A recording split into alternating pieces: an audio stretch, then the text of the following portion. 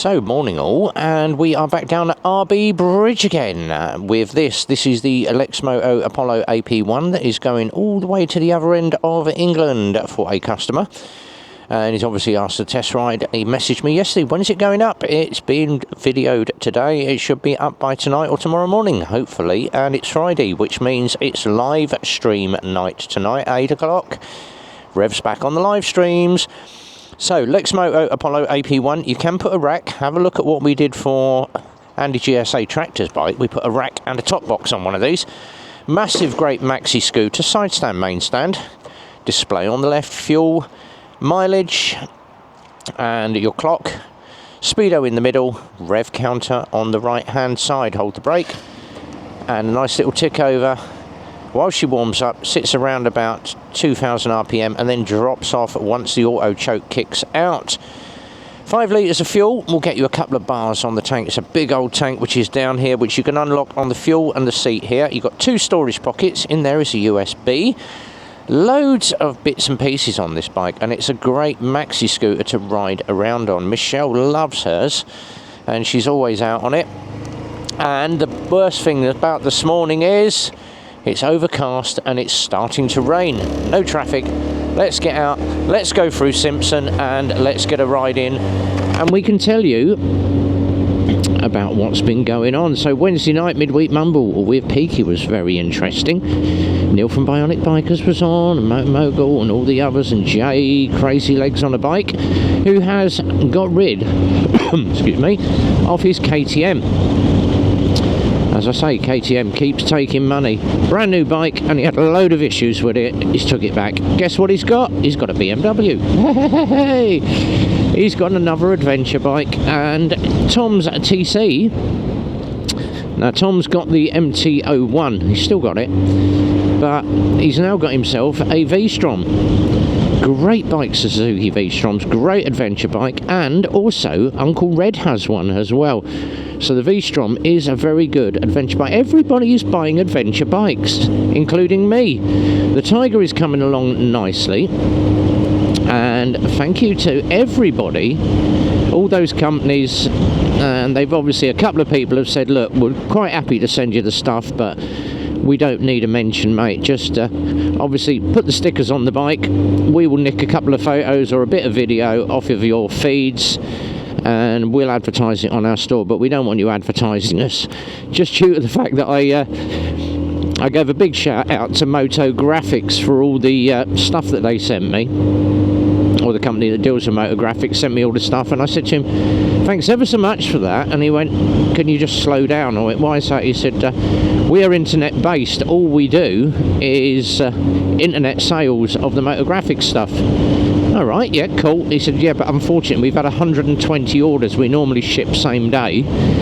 Unfortunately, we're telling everybody now it's 3 to 4 days to get your graphics because we just can't deal with the amount of stuff that's coming in. Well, sales are good, so they're happy about it. But he's obviously don't mention Motographics anymore. I'm going to mention them, but thanks, boys. Motographics.com. So Motografix.com. They do all your tank pads, your beak pads, every single bike you can think of. They have got a sticker for it. So great bit of kit that they supply. Thank you very much. Thanks to the people that sent me the Tiger logos. And I don't know who it was that sent me. All I got was it was just addressed to Rev Bomb at my home address. And obviously opened the parcel up thinking, oh, I've got more stickers. They've sent me a Tiger 1200 Explorer t-shirt.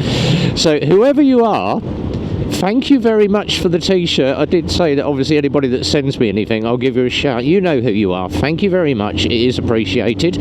I will be wearing that up Super Sausage on Sunday if the weather's good. We was going to go out last night, but it lashed it down the rain, so unfortunately I didn't go out. Pilly partner stayed at home, and she was going to come up in the car, but she said, it's lashing it down here. Are you riding? Absolutely not. It is as blustery as hell today, but this bike is very stable. Sitting at a nice steady 45 on the clocks, and the best bit is the mileage is on the outside. Yay! So 10, 11, 12 and 1 again, same on any clock on these, nice and easy to remember. and it's very easy to see those indicators as well. Right at the bottom of the screen, nice bright green, and remember to cancel, RB. Yes, don't have that problem with the Tiger, they self-cancel. And talking of Tigers, Stu, otherwise known as Zedhead Motovlogs, he's been out on his Tiger, and I had a load of stuff come yesterday, but they sent it for an 800 Tiger. They sent me some tank pads with 800 Tiger. Mine's 1215, guys, but thank you for the knee pads. I have passed them on. So Ali Redlocks, I've got her a side stand puck. They've sent me another side stand puck. Yet again, it's for a 2016 version. Mine's 2015. But I will pass that on to Ali, or whoever's got a Tiger. If she's got one, then I'll pass it on to Zedhead. See if it will fit his. If not, whoever's got a Tiger, message me, because I've now got 3 of the damn things that don't fit my bike. People keep sending me the metal side stand pucks that you bolt on the bottom of the side stand, but they don't fit my bike. Mine's 2015, so if you want me to send me a 2015 side stand puck, it'd be appreciated. But all the stickers are on it now. My SW Motec bars are here, so we will try and get them on before Sunday and put my little tank bags on, see if they work.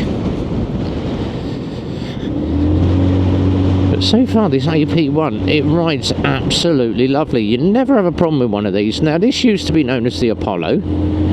Before that it was known as the Chieftain. Very similar, but they've obviously modded it up a bit and designed it slightly different. So it used to be the AP1. Well, it is the AP1. It was the Apollo. Before that it was the Chieftain. And they all come out of the same factory. Very similar to the Nico version, which is the Alex 1 as well. But it is a great bike to ride. It's very comfortable. It does give you loads and loads of leg room and all them storage pockets. There's a load of room under the seat. You can get a full face helmet under there, including your wet gear and everything else.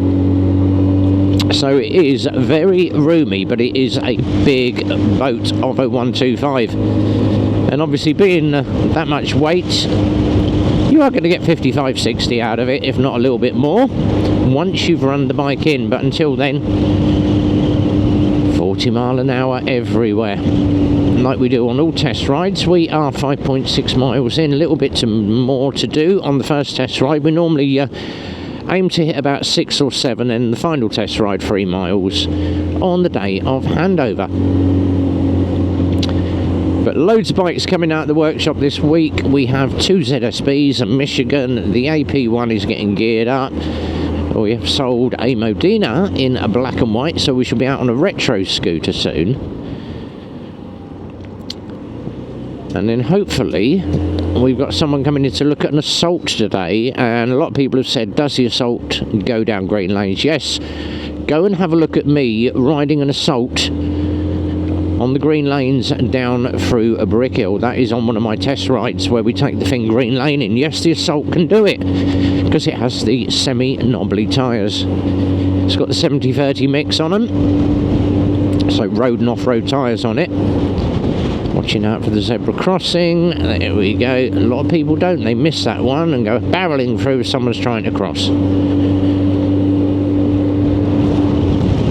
Right, down through Bletchley we go, and back to the garage, and then it's a cup of coffee and a quick cigarette before I get onto my next lot of jobs.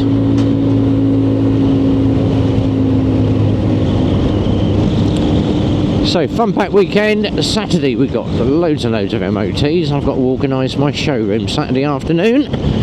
That is going to be fun. 2 hours restacking my showroom. The bane of my life. And it's not a taxi, but it's a Prius. I hate them. Believe it or not, the #1 crashed car in the UK is a Prius. And I wonder why, because 90% of taxi drivers have them. That is the reason why. Yeah, #1 crash car is a Prius. Now we had, this is going to annoy Simon GTR, we had a gentleman phone in yesterday, and we're going to change the subject to electric. Oh, RB, you're going down a perilous route here. So he phoned in, he said, I've just bought an Audi e-tron, fully electric. Yes. Well, according to the car dealer that I bought it from, because it's a second-hand car, they reckon it will do 196 miles on a full charge. Yeah. Well, I can only get 147. Yes, but you've got to remember, you have to take in riding conditions, how many things that you have on your dash. So if you've got your heating on, your radio on, your aircon on, and you've got all your lights on, you are going to deplete the battery a lot quicker. Also, if it's a colder day, the batteries are not going to last as long as if you're on a hot day. Batteries always work better in the summer months.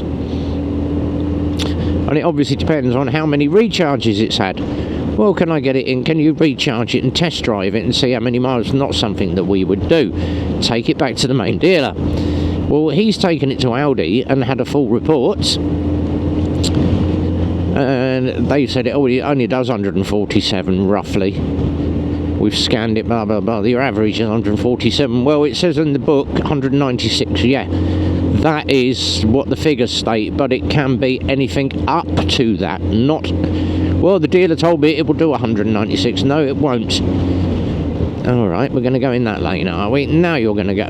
Okay. Might be a taxi driver then. All the gear, no idea. So he's obviously, oh, well, I'm rejecting the car because I can only do 147 miles. Well, that's not a reason to reject the car. You should have checked out your specs on your electric, or you should have bought a petrol.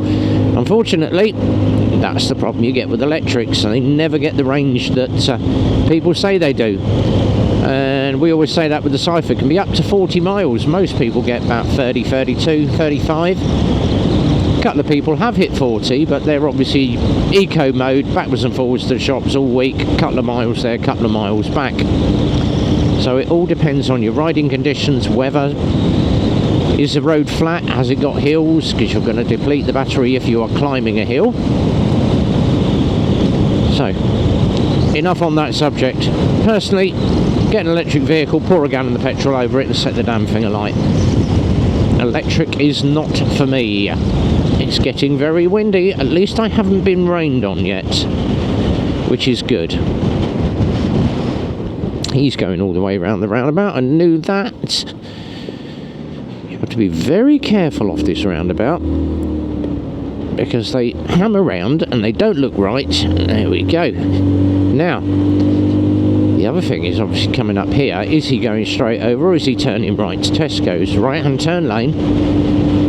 But he's got no indicator on. Is he going to turn right, or is he going to go straight over? No, he's turning right. So, 7.5 miles on the clock. Hooray! We've done more than we needed on the first test ride, which is good for me. By the time I get back, it's going to be 8 miles. New bathroom building in there. That ain't going to last long, because you've got Wicks and Jewsons just round the corner, and no doubt they're going to be pricey in there. Why people would open a bathroom shop in a massive great unit? Would love to put the garage in that unit. Undertaker's is looking nice with all its flowers out the front. And the Greedy Italian is open for brekkie. Yes, if you fancy a bacon and sausage roll for 11 quid. No thank you. I will stick to super sausage or Emma's Caff at Woburn. So we're back at the garage. AP1's riding fine. Exactly 8 miles on the clock by the time I pull onto the yard. Whatever you're doing this week, have yourself a good one. Be well, ride safe, and from RB, as always, it's a big goodbye from me.